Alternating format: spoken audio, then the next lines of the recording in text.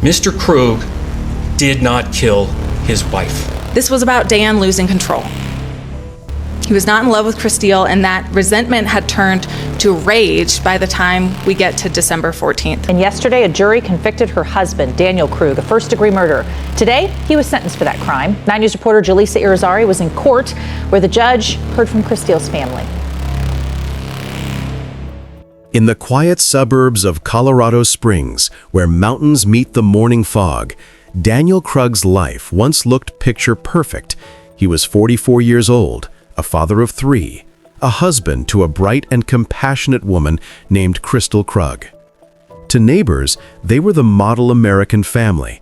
Barbecues on weekends, holiday photos on Facebook, laughter echoing down the driveway. But behind the smiles, something darker had been brewing for years. Daniel had grown up in a strict household. Achievement meant approval. Control meant love. His father, a military man, taught him that weakness was failure. So Daniel learned to hide his insecurities behind structure, routine, and silent resentment. Crystal was the opposite. She had warmth, a scientific mind, and a desire for honesty.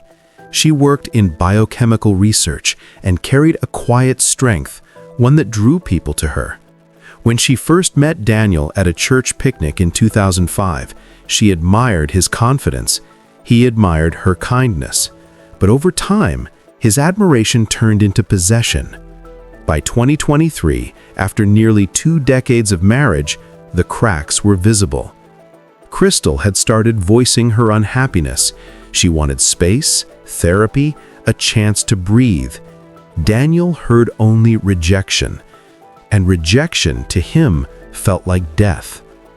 Sometimes the people who fear losing control are the ones who lose everything trying to keep it.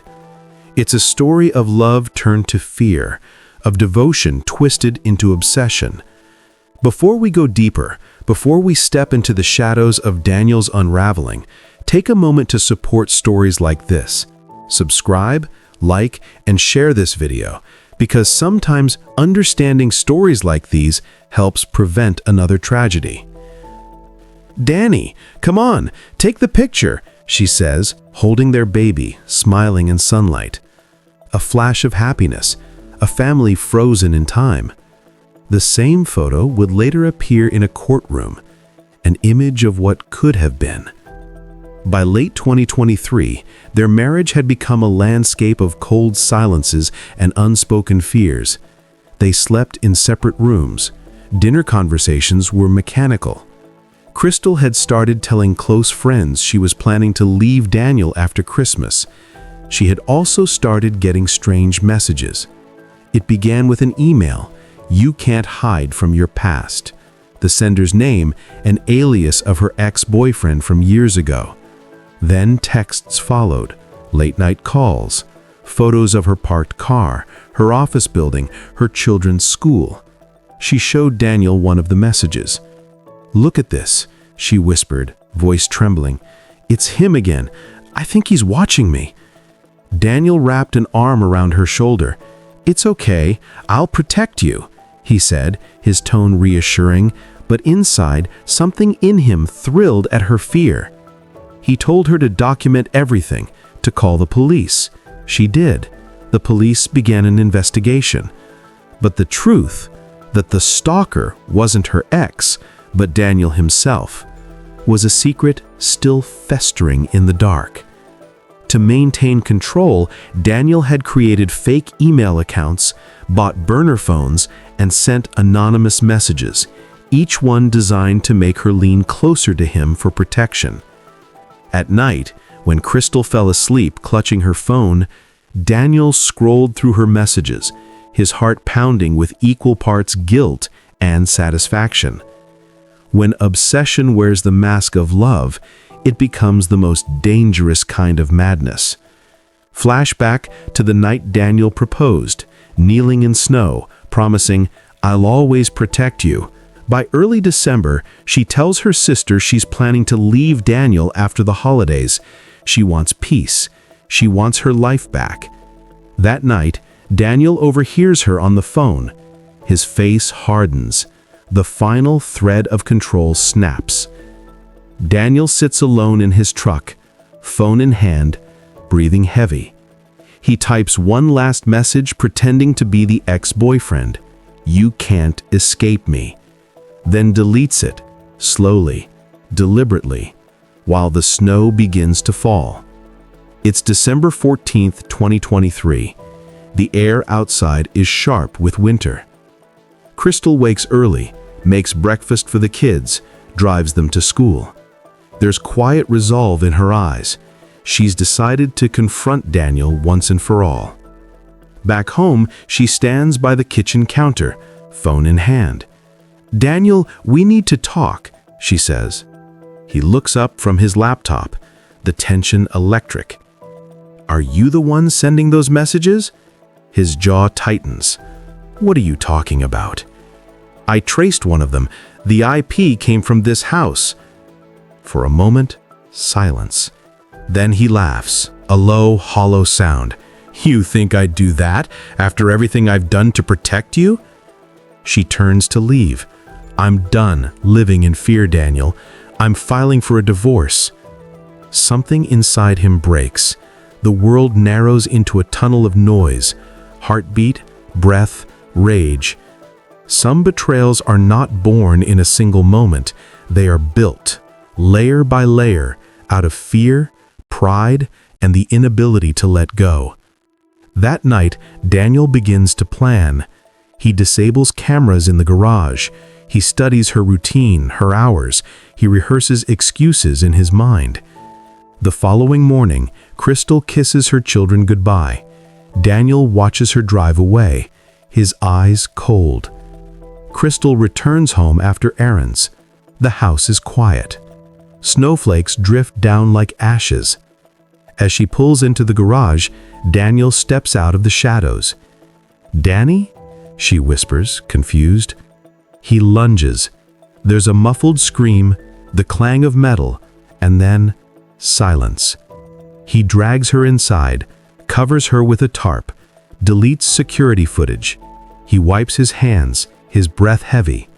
The illusion of control finally consumes him. Hours later, he texts himself from her phone, "You can't stop me," trying to maintain the story that she was being stalked. But truth bleeds through lies. When police arrived that night after her family reported her missing, Daniel pretends to help search. His voice cracks as he says, I don't know where she went." But his eyes tell another story. 2 days later, her body is found in the garage, stabbed through the chest. The greatest cruelty is when love becomes the weapon. The children's cries echo through the neighborhood. A community grieves. News breaks nationwide. For days, Colorado watches in disbelief. A husband turned monster. Police find a burner phone hidden in Daniel's toolbox, containing messages identical to those sent to Crystal. The investigation becomes a puzzle of deceit. Detectives uncover a trail of digital evidence, fake Gmail accounts linked to Daniel's IP address, cell tower data matching his movements, notes on his computer about stalking patterns. Forensic analysts discover the stalking messages were typed on his work laptop. Even the grammar, phrasing, and misspellings match his previous emails. His plan to frame Crystal's ex collapses. Friends and family reel in horror. "Daniel?